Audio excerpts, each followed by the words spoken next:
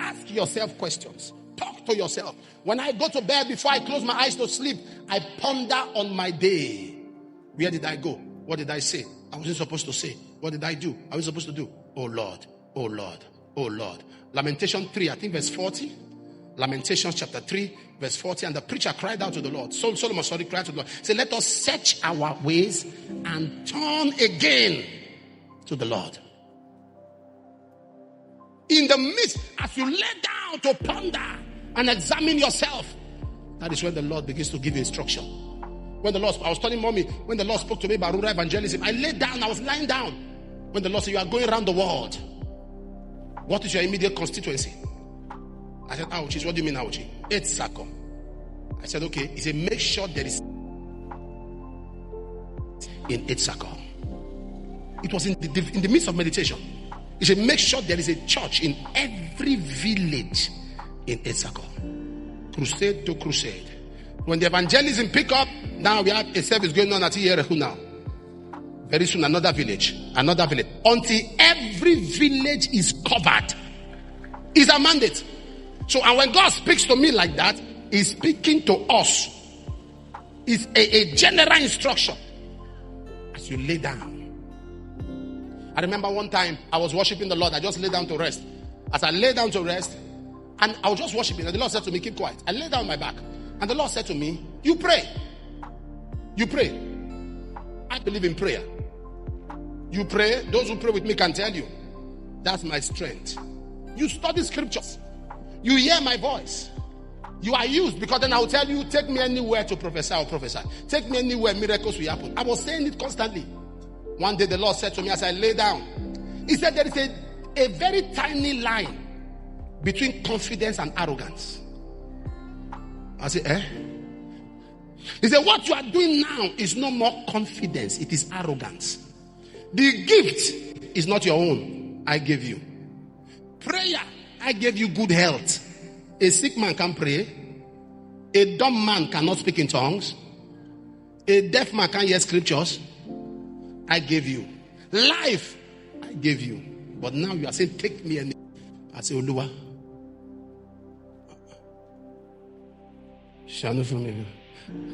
I'm sorry, Lord, have mercy. And I correct. Are you from what I'm talking about? You won't know all of this unless you go into the place of examining yourself. When you did say, what did I say? What did I do? Meditate. What did I say? What did I do? How was my day? Who did I yell at?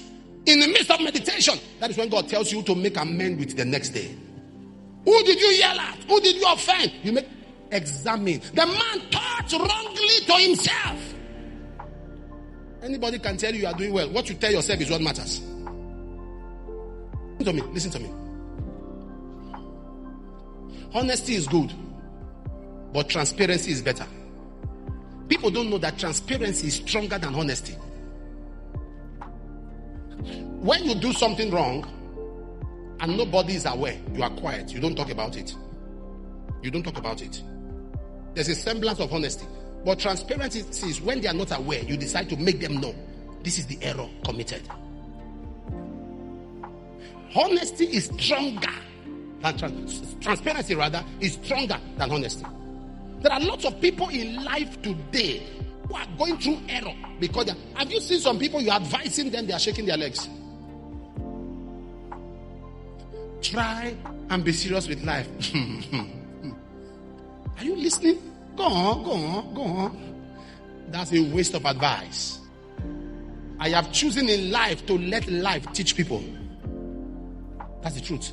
Anyone that should learn with life or learn through life should not be giving counsel. When they finish, just pray for them to be alive, so they'll come back to their senses. Am I talking to somebody here? A young man who started with us some years ago, and I would advise him, leave this food, careful, slow down. He had appetite, he will eat anywhere. Sometimes in front of the church, you see him standing by the signboard with egg roll. He finishes with that one. We are doing fire 90. He has gone like 3 times to go and eat. He will come back. He had no sickness, or he just had an appetite problem. Nothing is ever enough. I was talking to him about that. I saw him some few weeks ago, looking very old. And I said to him, no, he said to me, he said, food. What food has done to me in this life? Say, look at, I see all those pastors. Some of them were my boys now. They were my boys those days. I used to send them on errand. All of them are senior food. I think by now I should learn my lesson. I told him, I said, I think so too. While we are still talking, I said, what? He said, bless you, are they hungry? Stomach. Bless you, are they hungry? I said, you they hungry? He said, yes. Oh, wow. See now. Say no, I don't eat like that, but they're hungry. There are people, this is what is ruining you. Sit down. Ask yourself questions. This attitude, is it taking you forward or backward? You're a young lady, you go to Abuja, go to Port Harcourt, you go everywhere, you come back. Are you going forward or backward? You're a young man, drugs, and you come to sit there in God's presence. You are still in a cult and you are in the head of a department. You are still in a black house or whatever, and you are a departmental member. Ask yourself a question. How does God see you? Is that the right thing to do? You take alcohol. Imagine every week you must take 1 packet of cigarettes. 1 packet. Every week you must take 5-6 wraps of weed. And that's some good money that you are donating to a weed company, and you are not a shareholder. You are not a shareholder in that company. You are not a stakeholder. At the end of the day, they don't bring returns. So you at the end, look at how much you are contributing daily. At the end of the day, your kidney is affected. Your liver is affected. Consider. I told them in South Africa how I've told you before. I was so sugary things, and I would take 5. What do you call that? Is it plastic? Of sugar drink. 4, 5 in one day. 6, 7. My wife say, honey, the way you are going. I say, hey, I'm a man of grace. And to make matters worse, anybody in church that wants to give me gift will now go and bring, will pack it in carton back to sender. I don't take again, no. Mama, they'll pack that and bring to me. One day I was just talking to the Lord, and the Lord was talking to me about the principles of long life. He began to talk to me about prayer, talk to me about humility, talk to me about focus, walking in love. He now said, don't joke with your health. He said, like you now. The way you are going with this sweet tooth. As I had that. Mama comes now, she sees, she's asking, now wow, my husband feel change. I said, you don't understand. If you hear what I heard, you will change. You hear what I heard. Because if you're always a fasting person, we were taught once you are always fasting, energy drinks are good to help you get back sugar, get back, continue. All of those deception that they used to give you.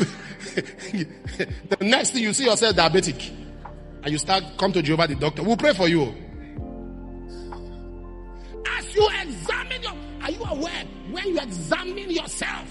That's when you know. I was examining myself yesterday as I lay down, examining myself. And the Lord asked me a question audibly. He said, what happened to Jehovah the doctor? I said, I've been busy. He said, good. And I won't say anything again. By asking you that, it knows you are out of line. I said, Lord, I've been busy. I've been so busy. He kept quiet. He didn't say nothing again. I just stood up. I took my sermon note. Announcement. Because for him to ask you what happened to it, it means in the scheme of divine agenda, you already left it. And when I wrote that down, this morning I was just shouting and just speaking in tongues. He said, you had a fire 9 session. And the next day, Jehovah the doctor, why did you move it? Leave it the way it is. Leave it like that. If I didn't stay to examine, I'll just be preaching and preaching and preaching. You're going from nation to nation. Souls are being blessed. And I'll stand before him one day. He said, Jehovah the doctor. So imagine doing everything because of one thing. I wish I'm talking to somebody here. So every day, what do? Examine yourself.